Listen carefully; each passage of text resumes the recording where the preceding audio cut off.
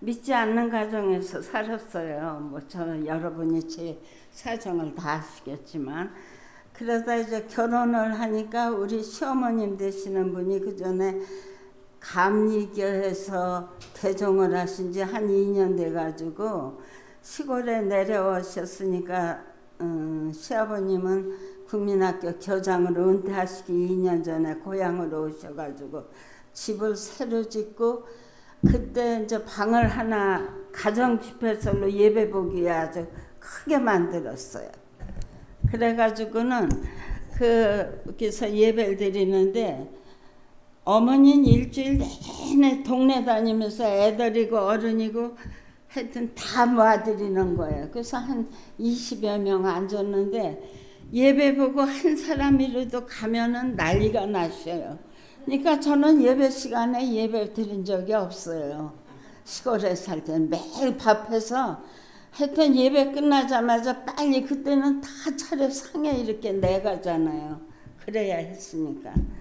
그렇게 뭐 들락날락 하면서 이제 그렇게 사는 세월이, 저희 남편이 군대 가서 제대할 때까지 한 5년을 사는 것 같아요.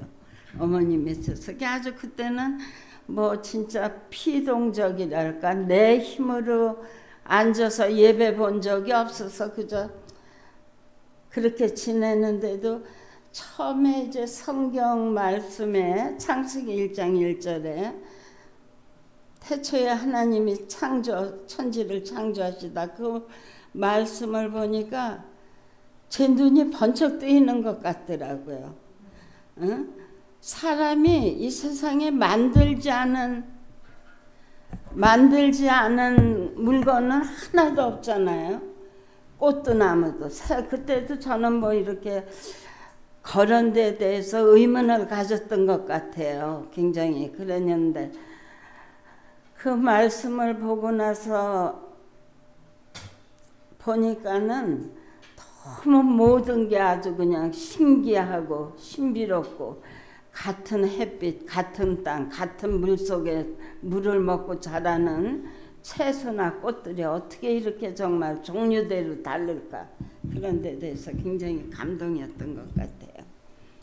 그렇게 이제 서울에 와서 한 남편이 제대하고 와서 하는데, 시골에서는 들락거리면서 뭐래도 하여튼 귀로는 듣잖아요. 말씀을 뭐 예배 보면서 문 열어놓고도 하고 그냥. 그런데 서울 와서 교회를 못 가니까는 한 2달은 뭐 괜찮더니 아주 마음에 그 교회 가고 싶은 갈증이 생기더라고요.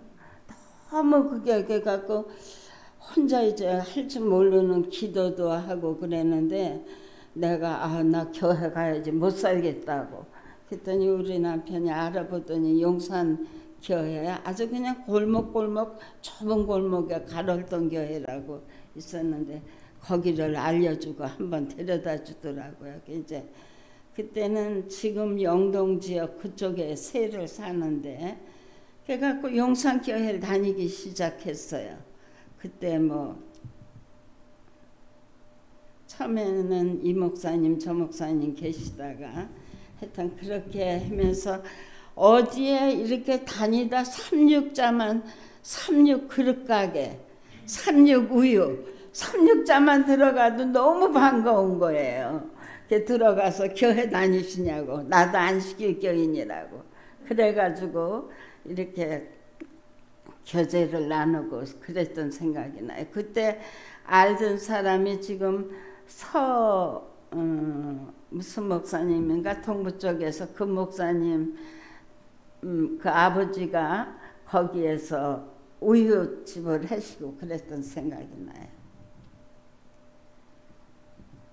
근데 제가 또 이제 하나님께서 모든 종류대로 만들었다 하는 걸 천연계를 유심히 보면, 천연계라고 하면 좀 우습지만 제가 시골 살았으니까 밭에 두더지 같은 게 많고 그랬잖아요. 그런 거 보면은 그 두더지도 꼭 2마리가 다니더라고요. 근데 처음에 암놈은 아주 몸집이 커요. 뚱뚱해. 근데 순놈은 조그마요. 암놈이 이렇게 먼저 다니고 나면 그 뒤에 살짝 순놈이 쫓아가더라고요. 왜 그걸 제가 아냐면 제 아버님이 병환이 나셨는데 한의사가 두더지가 약이래요. 그때 남편은 군대 가서 없는데, 근데 두더지가 제 친정아버지가 해 뜰 때 들어온다 그래. 절대 밭에서 안 살고 밭 옆에 딴 데 산이나 그런 데서 오는데 해 뜰 때는 들어와요. 그게 다 밟아놓으면은 해 뜰 때 거기 가서 기다리고 있으면 또 파고 들어와요. 그러고 나면은 그 가는 뒤를 밟아야 도망을 못 가. 그렇게 해서 제가 잡아서 진짜 아버님 약을 해드렸던 그런 기억이 있어요.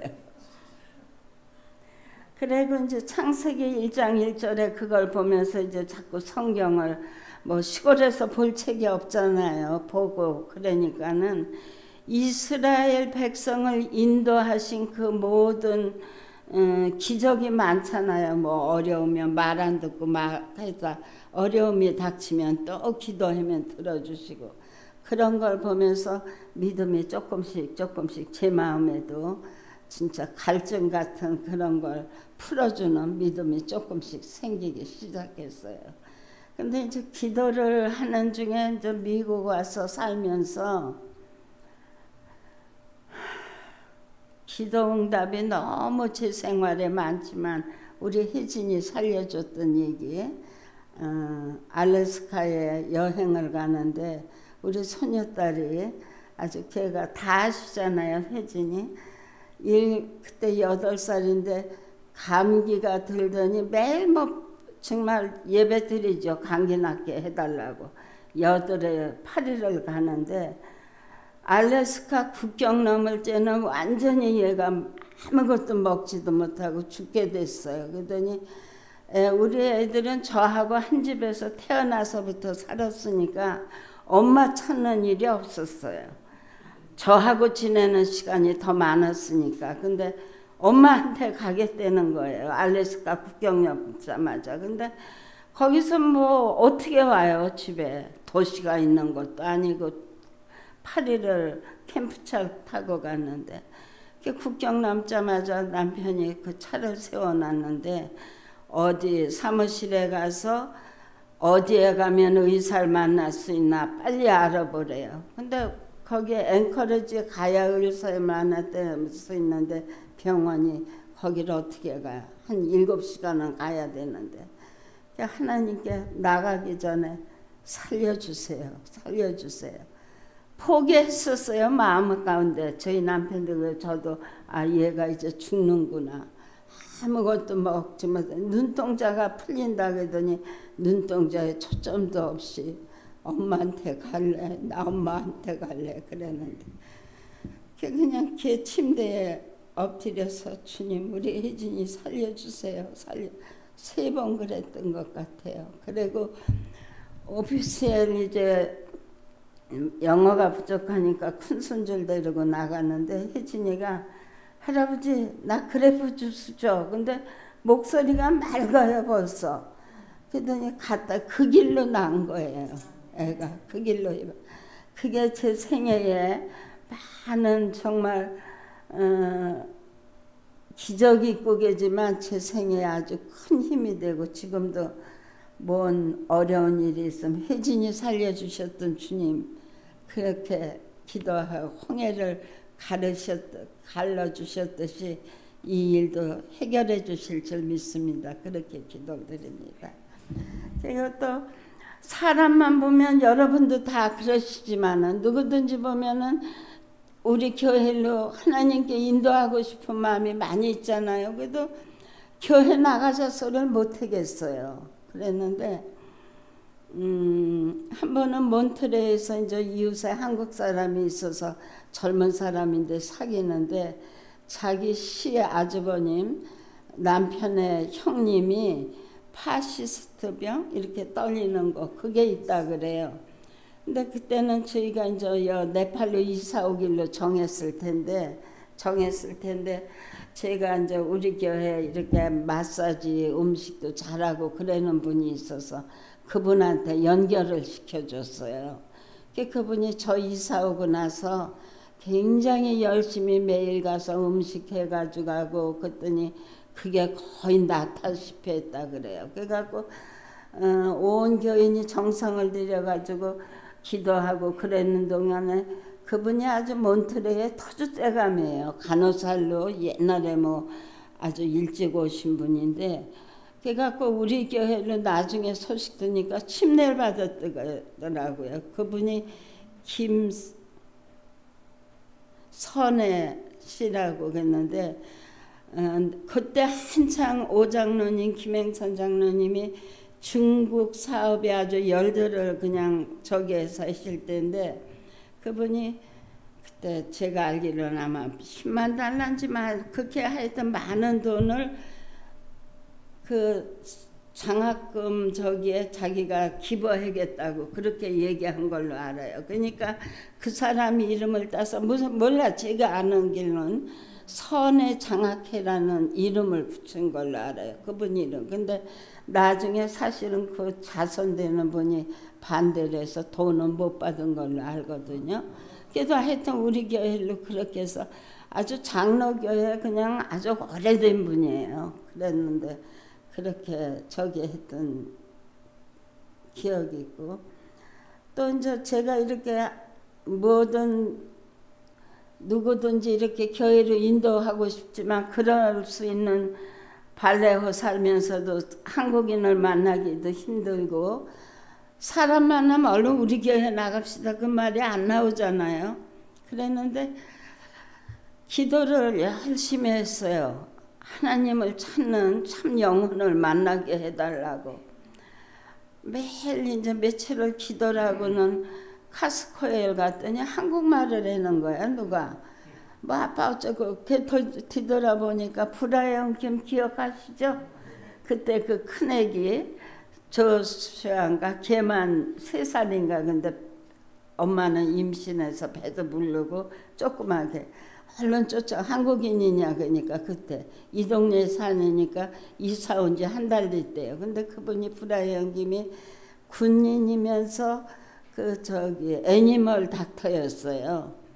그래갖고 교회 나가니까 여기 거기 발레호에 교회 하나 있잖아요. 나갔는데 애들이 없어서 한번 나갔는데 망설인다고 그래. 그래서 얼른 우리 교회는 애들이 너무 많다고 얘만한 애도 있고 큰 애도 있고 작은 애도. 근데 제가 무식하게 우리 교회 주소를 몰랐어요.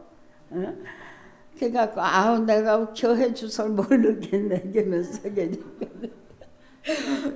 그분이 안식일 교회면 자기가 알아보겠다고 젊은이니까 이제 그때만 해도 컴퓨터가 저기 할 때니까 한 20년도 넘은 얘기네. 그래가지고는 그 다음 주에 찾아왔더라고요. 너무 반가웠죠.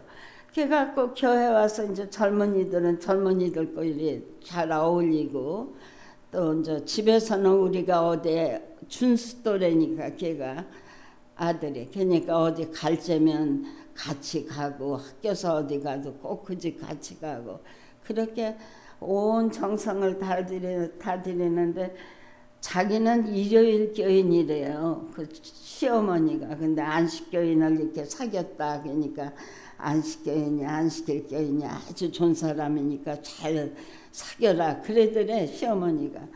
그래갖고 성경 공부를 시켜야 하잖아요 또. 근데 이제 물어보니까 자기네들은 영어가 더 편하대. 대학교 다닐 때 만난 커플이거든. 그래서 그때 누가 계셔? 김남주 장로님한테 부탁을 해서 이제 성경 공부까지 이루어졌어요. 그래가지고 정말 침례까지 받았어 그 남편이. 근데 성경 공부 시킬 적에 제가 할 때 애기들을 봐주러 이제 밤에 쫓아가니까 그 집일로 애기들이 낯설어서 저한테 안 오더라고. 부인은 이제 애기 데리고 건성이고 남편만 그때 침례 받은 걸로 알아요. 제가 왜 저는 항상 관심이 있어요. 이제 요즘에 사도행적을 보면서 그 바울이 자기가 인도한 사람에 대해 항상 관심이 있었잖아요. 다시 되돌아가서 보고 편지 보내고 뭐 고린도 그런 교인들한테 뜻이 저도 그 군인이니까 2년 만에 옮기더라고요, 자꾸. 그러더니 또 한국을 간대. 한국에도 이제 어디 오산 저 수원 밑에 거기 가 있다 그래. 이제 거기 또 연락을 해서 거기서는 어디 교회 나가라, 어디 교회 나가라 이제 그래고는 다 연락했는데 하여튼 한국에서도 우리 교회를 찾아다녔어요. 그러더니 또 와가지고 덴버로 갔다 그래. 거기서 2년 근무하고. 근데 덴버로 가서 몇 번 연락이 해다 끊어졌는지 지금도 전 항상 궁금합니다. 그러니까 우리가 가졌던 인도했던 사람에 대해서 우리 목사님 같은 분도 그러시겠지만 항상 그렇게 잊지 않고 관심이 가진다는 것. 또 제가 그분을 인도했을 때 굉장히 기뻤었는데 하나님께서는 얼마나 우리에 대해서 관심이 많으시겠어요. 이렇게 오래 제가 결혼한 지 저기 해갖고 60년이 다 됐는데 영혼을 많이 인도하지 못했어요. 친정 조카 딸 하나 인도한 게 걔는 마침 우리 교회 저기 하고 결혼해가지고 이제 그 가정은 지금 목회하면서 신실히 사는데 그것도 또 잠깐만 얘기하면은 신학을 나오고도 그 조카 사이 되는 사람이 목회를 안 나갔어요. 근데 시골서 동생은 딸을 대학까지 그냥 힘들게 키웠는데 대학교 졸업하자마자 웬 가난뱅이 청년을 데려와서 아무 저기도 없는 그때 그 사이 되는 사람이 버섯 농사를 지었었어요. 하우스를 짓고. 그러니까 내 동생이 허락을 안 하는 거야. 죽어도. 그러니까 나중엔 그 신랑짜리가 와서 이제 신학은 나오고도 군대 갔다 오고 목회를 안 나갔는데 그럼 내가 목사님 하면 목사하면 허락하겠냐 그러니까 동생이 그러겠다 그랬대.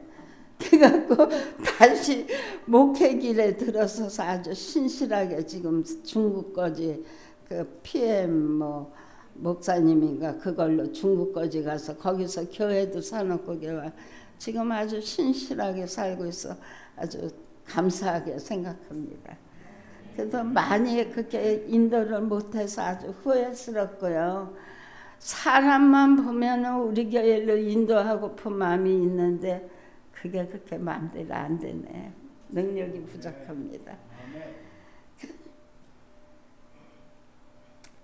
연금에 대해서는 저는 어머니 밑에 있을 때는 제가 드릴 뭐 연금도 없는데 한 번은 서울 와서 이제 11금을 떼놓고 있었는데 누가 뭘 팔아달라고 그때 신앙촌에 다니는 사람이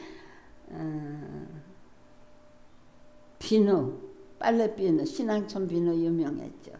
그걸 팔아달라고 맡겨요. 근데 제가 외상지고 가는 걸 싫어하니까 11금 드렸던 거를 제가 먼저 줬어요. 비누는 팔지 못 팔지 내가 갖고. 그랬는데 그러고 나서 그때 우리 남편이 운전을 낼 때인데 덜컹 사고를 냈어요. 그래서 그 경험일로 11금은 쓰면 안 되는구나. 그런 사상이 있어가지고 그것도 잠언 3장 9절 10절에 보면 네 재물과 네 소산물의 처음 익은 열매로 여호와를 공경하라. 그리하면 네 창고가 차고 넘치리라. 그런 말씀도 있고요. 저는 11금을 또 옛날에 재물을 드릴 때 흠 없는 걸로 드리라고 했잖아요. 그래서 저는 지금은 우리가 뭐 양 잡아서 재물 드리는 건 아니니까 제게 들어온 중에서는 쓰기 전에 저는 11금부터 구별합니다. 그게 제 철칙이에요. 우리 아이들한테도 의근이한테도 텍사스 딴 건 터치 안 했는데 너 11금 드렸냐? 드리냐? 그랬더니 응 드려 할머니. 우리 혜진이한테 저번에 연금 나온 통계를 보니까 드린 게 없더라고. 걔가 드린 게. 그래서 깜짝 놀라서 또 전화를 해서 혜진아 너 11금 안 드리니? 그러니까 드려 할머니. 그래 그럼 텍사스로 보내니? 그랬더니 아니 내박여에 냈는데 그러더라고요. 나중에 보니까는 낸다고. 그래서 감사하고 이번에 이제 우리 수정이가 둘째 소녀딸이 산타로사 갔어요. 근데 칼리지를 갔는데 짭을 잡았다고 며칠 전에 가니까 좋아하더라고. 할머니가 딴 건 말 안 할 테니까 거기에 너 그 11금은 꼭 떼라. 할머니하고 약속해라. 그래서 아이들한테 그건 제가 아주 강조하고 있습니다. 딴 걸로 충분하게 연금을 못 드릴지라도 그렇게 하고 있고요. 또 교회에서 제가 뭘 바라는 것보다 항상 교회에 정말 감사하고 내가 도움이 될 수 있는 사람이 되길 원해요. 조금이라도 정말 먼지 하나라도 주는 그런 사람이 되길 원하고, 또 참 감사한 건 사고를 몇 번 나서도 감사한 걸 감사하고요. 또 특별히 감사한 거는 제가 하나님 안에 있음으로 해서 여러분 좋은 이웃들을 우리 만날 수 있고 이렇게 생활할 수 있는 거 너무 감사드립니다.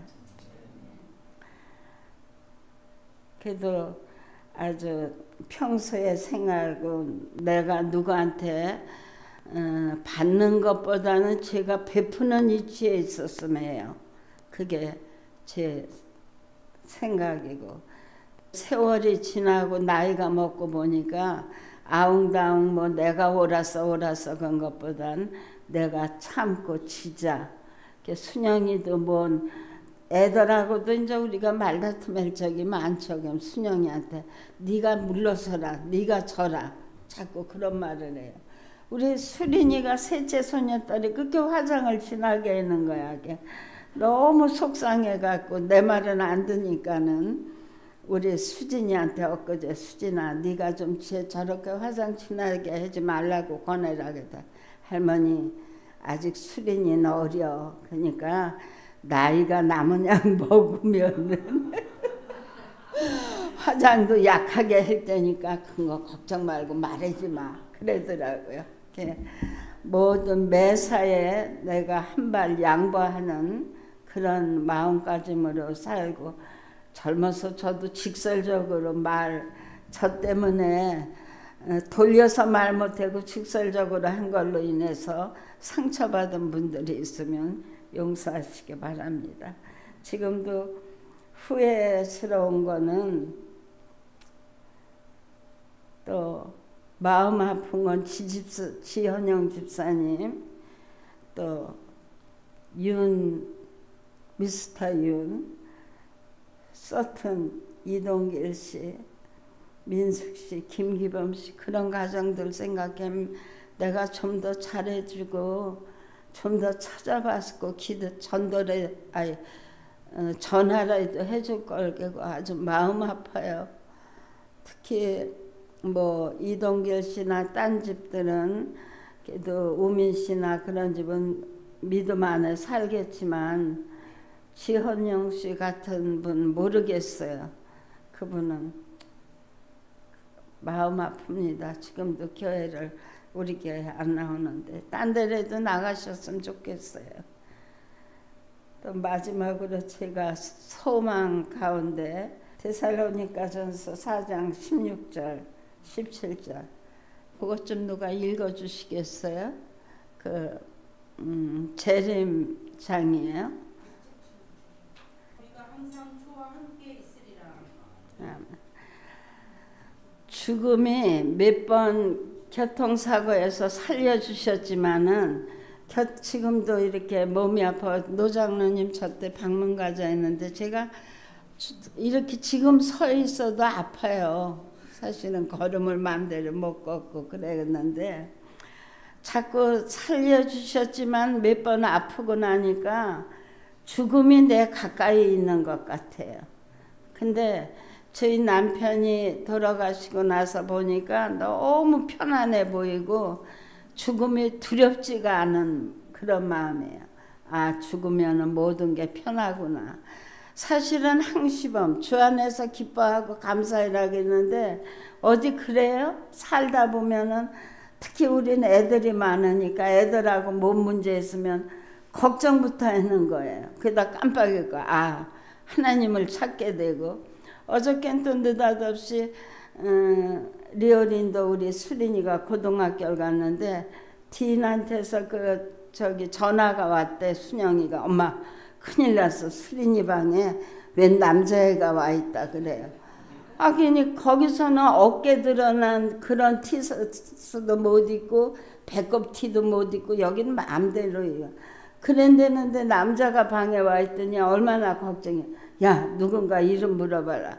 혹시 재진인가? 아는 애가 없으니까. 그랬더니 나중에 다시 전화가 와서 남자가 아니라 그러면서 기도를 했죠. 도와주세요. 걔가 그 학교에서 어긋나는 행동 안 하고 잘 다니게 해달라 기도를 하고는 끝났더니 여자애라 하더라고요. 근데 주님께서 오시는 날 우리 남편만 만날 것이 아니라 주 안에서 죽어 돌아가신 분들 만날 생각을 해. 기쁘고 친구들도 그러고. 근데 가만히 생각하니까 아주 보고 싶은 친척 오빠들이 몇 분 있는데 그분들이 믿질 않고 돌아가셨어요. 이 다음에 주님 오셔도 남편이나 어머니는 만났는데 못 만날 분들을 생각하니까 제 가슴이 아프고 내가 가시기 전에 말씀을 전할걸 아주 강하게 시조는 보내고 했지만 좀 더 강하게 권할걸 그런 후회가 많이 있어요. 여러분도 우리 주님 꼭 만나시게 되길 바라고 저 모양 후회 없는 주위의 친척분들을 진짜 주께로 인도하는데 부족함이 없는 우리 힘으로 하는 게 아니죠. 성령님의 도움을 받아서 그런 생애 사시길 간절히 바라고 부족한 제 말씀 마칩니다.